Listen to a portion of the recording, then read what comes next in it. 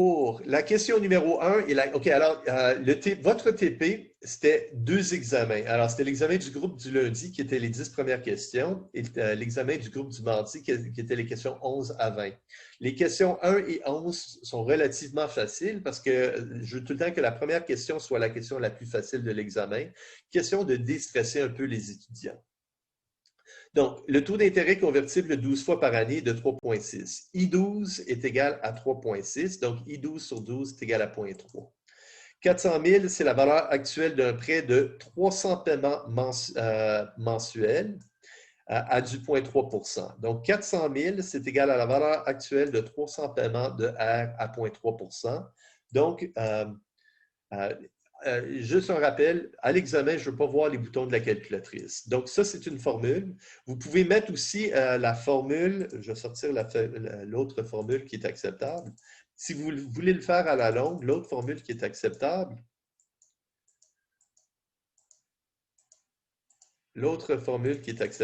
c'est celle-ci.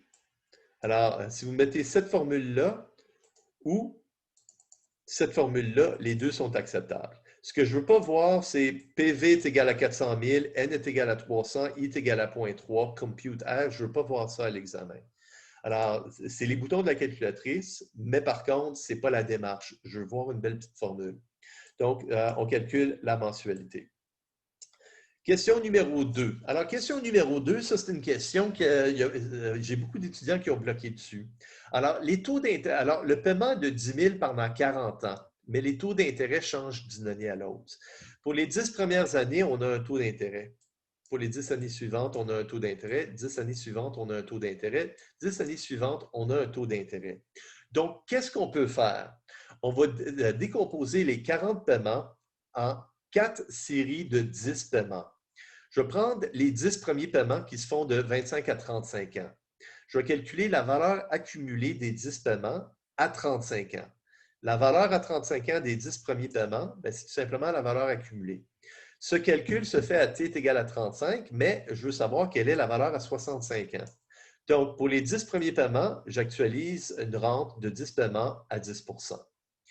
Et ce calcul se fait à t est égal à 35. Pour ramener ça à t est égal à 45, je fais fois 1 plus 9,5 % à la puissance 10. Pour accumuler ça pendant 10 ans à 9,5 %, et ce calcul se fait à 45 ans. Pour ramener ça à 55 ans, je fais fois 1 plus 9 % à la puissance 10.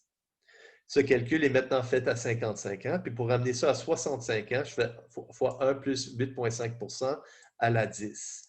Et ça, c'est la valeur accumulée des 10 premiers paiements. Les paiements qui se font de 35 à 45 ans, je vais calculer la valeur accumulée à 45 ans, fois 1 plus le taux d'intérêt des années 21 à 30 pour ramener ça à 55 ans, plus 1 plus le taux d'intérêt des 10 dernières années pour ramener ça à 65 ans. Et ça, c'est la valeur accumulée de la deuxième série des paiements 11 à 22 accumulés à 65 ans. Pour les paiements qui se font de 45 à 55 ans, le taux d'intérêt de 9 %, je vais calculer la valeur accumulée de ces 10 paiements. Je vais faire le calcul à 55 ans, donc je dois ramener ça de 55 à 65 ans. Donc, fois 1 plus 8,5 à la puissance 10. Et ça, c'est la valeur des 10 paiements de 45 à 55 ans, ramenés à 65 ans. Et finalement, j'ai les 10 derniers paiements de 10 000 entre 55 et 65 ans. Je vais les accumuler à du 8,5. Ce calcul se fait à 65 ans, donc pas besoin d'accumuler davantage. Et donc, la valeur accumulée est de 3 438 817. Question numéro 3. Le taux d'intérêt convertible 12 fois par année, I12 est égal à 3,24. Un prêt de 550 000 est remboursé avec des paiements à la fin de chaque mois pendant 240 mois. Quel est le montant des intérêts payés avec le 123e paiement? Donc, on trouve le taux d'intérêt périodique, on trouve le montant de la mensualité et pour calculer les intérêts avec le 123e paiement, je dois calculer le solde du prêt en début de période, donc le solde du prêt après 122 paiements. Après 122 paiements, il reste 118 paiements à faire. Donc, le solde du prêt, c'est la valeur actuelle des 118 paiements qui restent. Donc, la valeur actuelle des 118 mensualités, le taux escompté au taux d'intérêt périodique, ça me donne le solde du prêt au début de la période. Et si je prends le solde du prêt au début de la période fois le taux d'intérêt par période, ça va me donner l'intérêt qui est crédité. En plus, si je demande une autre question que je peux demander, quel est le principal remboursé avec le 123e paiement? C'est tout simplement la mensualité moins les intérêts crédités. Alors, je fais un paiement de 3 116 $. Qu'est-ce qui n'est pas crédité en intérêt vient réduire le solde du prêt. Alors, c'est une réduction de principal. Question numéro 4. Taux d'intérêt, c'est 9 %. Un investisseur de 40 ans va placer 12 500 dans un REER au début, très important, au début de 25 ans, pour une retraite à 65 ans. Alors, au début de chacune des 25 prochaines années, il va mettre 12 500 dans un REER. Donc, on est capable de calculer la valeur à 65 ans. Par la suite, il va recevoir une rente annuelle à 65 ans et chaque paiement subséquent sera indexé de 3 %. Quelle est la valeur du premier paiement de R? Donc, il y a deux façons de le faire. Une façon plus rapide ou plus facile serait de se mettre à 64 ans. Donc, si on a 25 paiements et on se place à 64 ans, le dernier paiement se fait exactement à 64 ans. Donc, la valeur à 64 ans, c'est la valeur accumulée de 25 paiements en fin de période. Alors, on est capable de calculer la valeur de la rente à t est égal à 64 ans.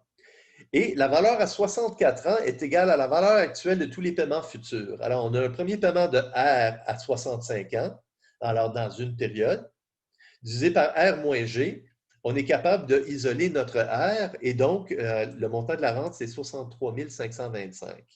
Par contre, vous pouvez aussi vous placer à 65 ans. Si vous vous placez à 65 ans, la valeur accumulée des paiements, des 25 paiements, mais le premier paiement est au début de l'année 40, le dernier paiement se fait à 64 ans, donc c'est une rente en début de période. Donc, la valeur de la rente à t est égale à 65 ans est égale à 1 154 000. On a un premier paiement de R qui se fait aujourd'hui. Et encore une fois, les rentes en progression géométrique, le premier paiement doit se faire dans une période. Donc, on va séparer le paiement de R aujourd'hui et on va ajouter la valeur actuelle de tous les paiements de 66 à l'infini. La valeur de la rente à t est égale à 66, c'est le montant de R aujourd'hui indexé à du 3 % divisé par I moins G. Donc, si vous faites R fois 1,03 divisé par 0,06, je pense que ça vous donne, ici, ça vous donne 22,66 R plus R. Donc, 23,67 R est égal à 1 154 000. On isole notre R, ça nous donne encore une fois 63 525. Donc, si vous avez une façon de le faire que vous préférez, faites-le de cette façon. Si la démarche est bonne, je vais le voir. Et vous allez avoir vos points. Alors, question numéro 5. Taux d'intérêt effectif est de 3,25 %. Un prêt de 275 000 est remboursable avec des paiements à la fin de chaque mois pendant 360 mois. Immédiatement après 5 ans, le 60e paiement, on fait un paiement supplémentaire de 100 000 $. Donc, on va calculer le solde après 5 ans. Et on va soustraire 100 000 $ parce qu'on a fait un paiement supplémentaire de 100 000. Si le nombre de paiements demeure inchangé, quelle est la réduction de la rente? Alors, le nombre de paiements sera moindre. Le nombre de paiements reste pareil, mais le solde du prêt est réduit. Donc, on va calculer la nouvelle mensualité et la différence entre les deux, c'est la réduction de la mensualité. Donc, on calcule le taux d'intérêt mensuel et on calcule la rente. Par la suite, on calcule le solde du prêt après 60 paiements. Sur 360 paiements, ça veut dire qu'il reste 300 paiements de la mensualité. On calcule le solde de notre prêt. Et on va soustraire le 100 000 qui est payé à ce moment. Il reste 145 000. 145 000 sera amorti toujours sur 300 paiements parce que le nombre de paiements demeure inchangé. Donc, la rente serait réduite de 1189 à 704. Et donc, c'est une réduction de 484 $ par paiement mensuel. Alors, question numéro 6. Alors, juste pour vous dire ici, si jamais vous voyez une compagnie comme Apple, Ici, j'ai mis Apple. Alors, j'ai pris des données qui étaient probablement des données qui étaient au moment que c'était sorti. Alors, Apple vient tout juste de verser un dividende de 3,08. Les dividendes sont versés annuellement. Donc, Apple, normalement, va verser un dividende trimestriel. Mais ici, pour simplifier la tâche, j'ai dit que le dividende était versé annuellement. On assume que chaque dividende est indexé de 3,25 le taux de croissance. Le prix d'une action est de 287,15. Taux sans risque, rendement du marché, quel est le bêta de la compagnie? Maintenant, le prix d'une action est égal au dividende au temps 1 divisé par IR-G. Donc, le dividende au temps 1, c'est le dividende qui vient tout juste d'être versé, 3,08, indexé d'une période de croissance, divisé par R-G. Et on dit que le prix de l'action, 287. Juste pour vous dire, depuis 2018, il y a eu un split. Apple a fait du 3 pour 1 à un moment donné. Donc, le rendement attendu des actionnaires est de 4,35. 4,35, c'est égal au taux sans risque plus bêta fois le rendement du marché moins le taux sans risque. Et on dit que ça, c'est égal à 4,35. Donc, on est capable d'isoler notre bêta qui est égal à 0,1543. Avec les données à l'époque, justement, le bêta à l'époque était de, je pense, 0,20 pour Apple à ce moment-là. C'est sûr que ça évolue à travers le temps. Maintenant, c'est Apple. Si par erreur, vous avez calculé un bêta qui est égal à 15,43, ce n'est pas une erreur de calcul, ça. Ça, c'est une erreur de compréhension. Un bêta de 15,43, en théorie, c'est possible, mais ça serait pour une compagnie vraiment, je veux dire, ce serait une compagnie soit qui est proche de la banqueroute, ou ce serait, si je regarde une compagnie comme, je ne sais pas, Zynga, je vais essayer de trouver une compagnie. C'est très rare de trouver des compagnies qui, Zynga, je pense que c'est ZNGA.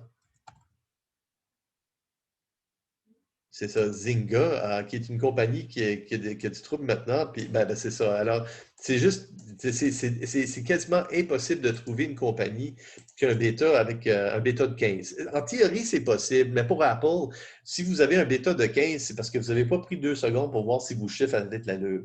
Alors, un bêta de 1, c'est le bêta du marché. Un bêta plus petit que 1, tu es perçu comme moins risqué que le marché, qui est plus ou moins vrai pour Apple. Un bêta plus grand que 1, tu es perçu comme plus risqué que le marché. Regardez des compagnies comme Carnival et BlackBerry. Alors, le bêta est généralement plus grand que 1. Mais un bêta de 15, en théorie, c'est possible, mais je veux dire, pour Apple, c'est illogique. OK, taux d'intérêt convertible semestriellement. Alors, I2, c'est 5,25. On est capable de trouver I2 sur 2. Le prix d'une obligation d'une durée de 13 ans a une valeur nominale de 1 000 $, un prix de 989 et verse un coupon semestriel C. Alors, on est capable de calculer, le coupon. Alors, un coupon semestriel, alors 13 ans, ça veut dire 26 paiements semestriels. Alors, le prix d'une obligation est égal à la valeur actuelle de ses cash flows, donc la valeur actuelle de 26 paiements du coupon C et de 1 000 $ remboursés dans 26 trimestres, le tout escompté à 2,625 %. Donc, on est capable d'isoler notre coupon 25 et 67. Donc, normalement, j'étais surpris à l'examen, quand les étudiants ont écrit cet examen, j'étais surpris.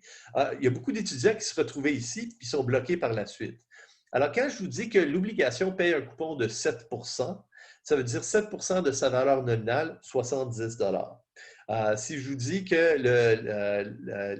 la compagnie verse un coupon semestriel de 2,67 c'est 2,67 de 1 000 $, 25 et 67.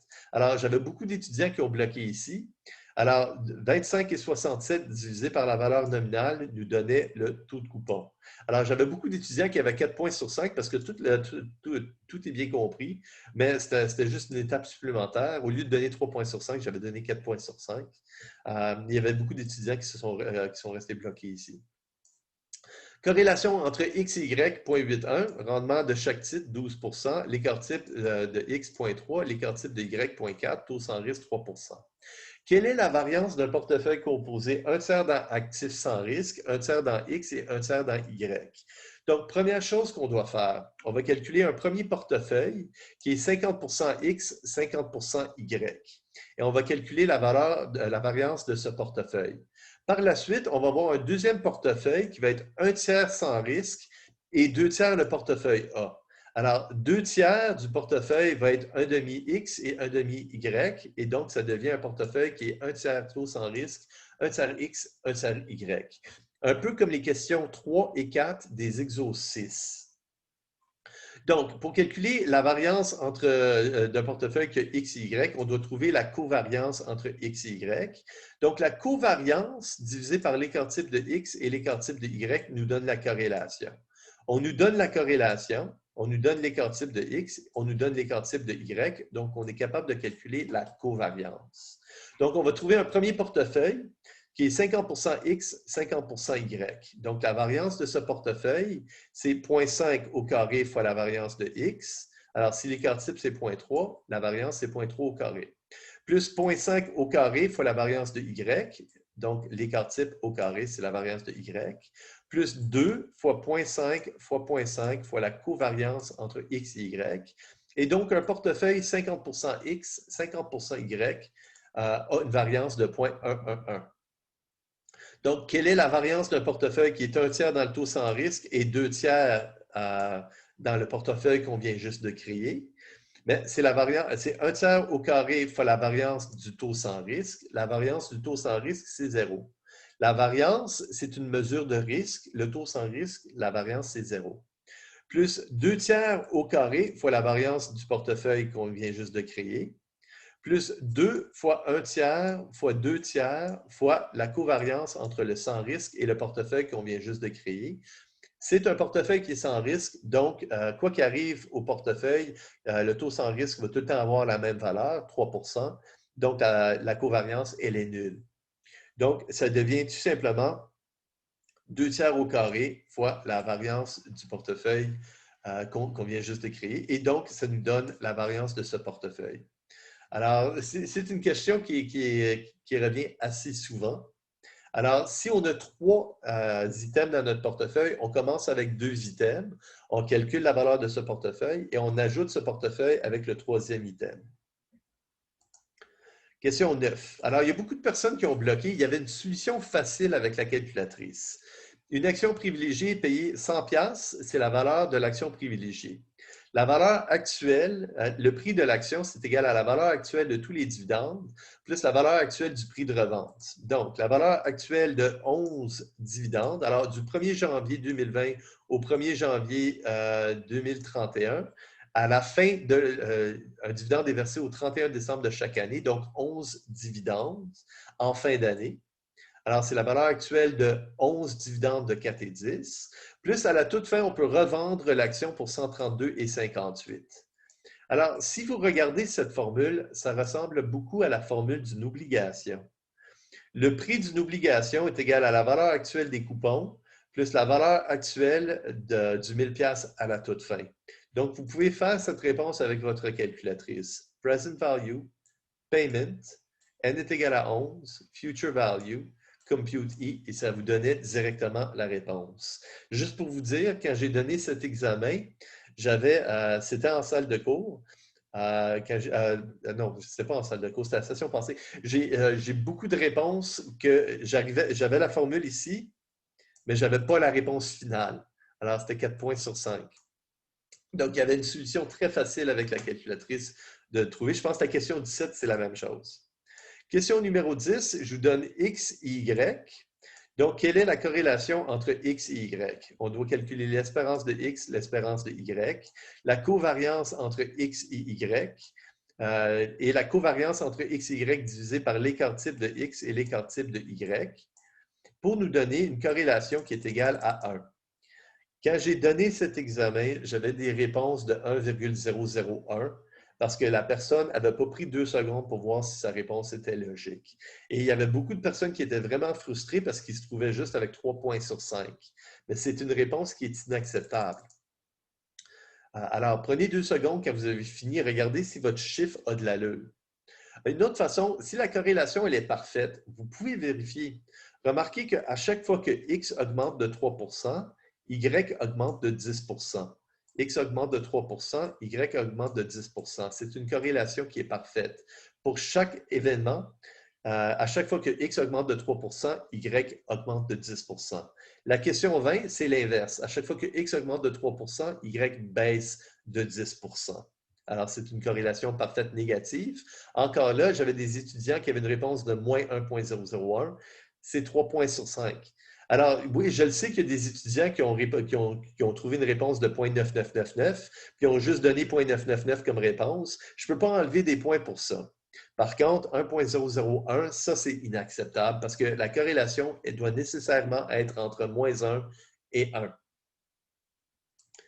OK. Question 11, c'était la question 1 du groupe du mardi. Alors, taux effectif, alors quel est le montant de la mensualité? Alors, c'était une question qui était très facile. Alors, je vous dis encore une fois, la première question de votre examen va être la question la plus facile. Question numéro 12. Taux d'intérêt effectif 6,5 Un investisseur âgé de 25 ans placera 1 000 dans son REER au début de chacun des 40 prochaines années. Au début. Le jour de son 65e anniversaire, reçoit un premier paiement annuel et perpétuel de R. Alors, à 65 ans, chaque paiement subséquent est indexé de 2 Donc, quelle est la valeur ici au début de chaque mois? Alors, on doit calculer quelle est la valeur accumulée du REER? Alors, c'est la valeur accumulée de 12 paiements mensuels par année sur 40 ans, 480 paiements, en début de période de 1 000 Donc, à 65 ans, on va avoir 2 181 000. Alors, à 65 ans, ça, c'est égal à la valeur accumulée des primes. Et la valeur accumulée des primes est égale à la valeur actuelle des prestations futures de rente. Donc, on a un premier paiement de R aujourd'hui et c'est des paiements annuels. On va voir, alors, on a un paiement aujourd'hui. Alors, c'est une perpétuité en progression géométrique. Donc, pour que notre formule fonctionne, il faut que le premier paiement soit dans une période. Donc, on a R qui est payé à 65 ans, R fois 1,02 à 66, R fois 1,02 au carré à 67, et ainsi de suite. Donc, les paiements de l'âge 66 à l'infini, on est capable de calculer la valeur actuelle. Alors, c'est la prestation à 66 divisé par I moins G. Alors, ça, c'est la valeur de toutes les prestations de retraite de 66 à l'infini. Et on a une prestation de R additionnelle au temps t est égal à 65. Donc, on isole notre R et ça nous donne le montant de la rente, du premier paiement de rente. Question 13, I12 est égal à 6 Une rente de retraite paiera 65 000 au 1er janvier 2021. Chaque paiement subséquent est indexé de 3,25 La rente est payable jusqu'à 2050 inclusivement. Donc, 2021 à 2050, c'est 30 années. Erreur commune, on penserait que c'est juste 29 années. C'est pour ça que j'ai passé à travers la section astuces avec vous. Quelle est la valeur de cette rente? Quelle est la valeur actuelle ou la valeur future? Une rente de retraite, lorsque le dernier paiement est effectué, pour le rentier, il s'en fiche c'est quoi la valeur. La valeur, elle est de zéro. Pourquoi? Toutes les prestations ont été payées. Ce n'est pas une rente qui accumule de l'argent, c'est une rente qui est payée dès que le dernier paiement est effectué. La rente, elle vaut zéro. Donc, c'est la valeur actuelle qu'on veut savoir. Donc, le premier paiement est au 1er janvier 2021 et c'est une rente en progression géométrique. Donc, ce que je peux faire, je vais faire le calcul au 1er janvier 2020. Donc, au temps t est égal à moins 1, qui est égal à R fois 1 moins 1 plus G divisé par 1 plus I à la N divisé par I moins G. Donc, au 1er janvier 2020, je calcule la valeur de la rente. Et au 1er janvier 2021, un an plus tard, c'est tout simplement ce montant accumulé au taux d'intérêt. Donc, 1 340 005 $. Question numéro 14. On vous donne le taux effectif. Une hypothèque de 240 000 est remboursée avec des paiements mensuels sur 15 ans, 180 paiements. Quel est le montant du principal remboursé avec le premier paiement? Donc, le solde du prêt au temps t est égal à 0. C'est le montant du prêt, c'est 240 000. Alors, vous pouvez calculer le solde du prêt au temps 1. Donc, le solde du prêt au temps 1, c'est alors vous calculez premièrement le montant de la rente. Le solde du prêt au temps 1, c'est la valeur actuelle des 179 paiements qui restent. Alors, 238 999. Et la différence entre la valeur au temps 0 et la valeur au temps 1, c'est le montant du principal qui a été remboursé. Bien sûr, il n'y a rien qui vous empêche de prendre 240 000 fois le taux d'intérêt périodique, c'est le montant des intérêts qui sont crédités, et vous soustrayez ça de 1737,85 et ça va vous donner aussi la même réponse. Numéro 15. Corrélation entre le rendement et le titre, 0,5. Variance du marché, 0,02. Variance du titre, 0,03. Rendement du marché, 10,50. Rendement du titre, 3,25. L'action vient tout juste de verser un dividende de 1,72. Alors, le dividende au temps 0. Le dividende au temps 1, c'est 1,72 indexé de 2 %. Quel est le prix sans arbitrage de cette action? Donc, quel est le prix de cette action si nos modèles fonctionnent? Alors, le prix d'une action au temps 0 est égal au dividende au temps 1 divisé par R moins G. Le dividende au temps 1, c'est 1,72 fois 1,02. C'est le dividende au temps 0 fois 1 plus le taux de croissance. On a besoin de savoir quel est le rendement du titre. Pour avoir le rendement du titre, j'ai besoin de bêta. Pour avoir bêta, j'ai besoin de la covariance. Donc, je commence avec la covariance. Covariance divisé par écart-type divisé par écart-type me donne 0,5. Donc, 0,5 fois écart-type va me donner la covariance. Alors, 0,5 fois la racine carrée de la variance fois la racine carrée de la variance me donne covariance. Covariance divisé par la variance du marché me donne bêta. Et le rendement attendu des actionnaires, c'est le taux sans risque plus bêta fois le rendement du marché moins le taux sans risque. Et en conséquence, ça me donne le rendement des actionnaires. Donc, le dividende au temps 1, divisé par le rendement des actionnaires moins le taux de croissance me donne le prix de l'action selon nos modèles. Question 16. La valeur nominale d'une obligation est de 1000 $. Une obligation 15 ans qui paye un coupon semestriel de 42,50 coûte 1245. Donc, avec cette équation, on est capable de trouver le taux d'intérêt du marché. Alors, 1245, c'est égal à la valeur actuelle des 30 paiements semestriels de 42,50 plus 1000 $ qui seraient versés à la fin de 30 semestres. Donc, 1245, c'est égal à la valeur actuelle des 30 paiements semestriels de 42,50 plus le 1000 $ qui sera remboursé à la fin de 30 semestres. Donc, on est capable de trouver le taux d'intérêt semestriel qui est de 3 %. Et ça, c'est le taux d'intérêt semestriel. On est capable de le convertir en effectif, 6,09 %. Donc, on a maintenant le taux d'intérêt annuel. Quel est le prix d'une obligation 12 ans qui verse un coupon de 66,75? Le prix de cette obligation, c'est égal à la valeur des 12 coupons annuels de 66,75 plus 1000 $ de valeur nominale remboursée à la fin de 12 ans. Le tout escompté au taux d'intérêt qu'on a calculé. Et donc, ça nous donne le prix de l'obligation. Ici, une erreur qui était inacceptable. J'avais certaines personnes qui avaient des réponses qui étaient égales à 8 000 $. Je veux dire, une obligation, le prix va tout le temps se retrouver aux alentours de 1 000 $. Même 1 245, moi, je trouve ça assez élevé, mais on n'a jamais vu une obligation qui valait 8 000 $. Alors, à l'examen de la session passée, il y a quelqu'un qui m'avait donné cette réponse-là. J'ai dit, écoute, tu n'as pas pris 2 secondes, voir si c'est un chiffre qui a de l'allure. Alors, problème 17. Alors, le dividende le earnings per share de la prochaine année est de 9,90. La compagnie paye 35 % en dividende. Donc, le dividende de la prochaine année va être de 3,465. Le taux de croissance attendu des dividendes est nul pour 15 ans et 4 % par la suite. Que doit être le prix d'une action? Alors, le prix d'une action est égal à la valeur actuelle de tous les dividendes. Donc, les dividendes de 1 jusqu'à l'infini. Alors, ici, de 1 à 15, on a un dividende qui est constant de 3,465. Et qu'est-ce qui arrive? C'est que pendant 15 ans, on reçoit 3,465. Après ça, les dividendes vont croître à du 4 %. Donc, je pourrais vendre l'action au temps t est égal à 15.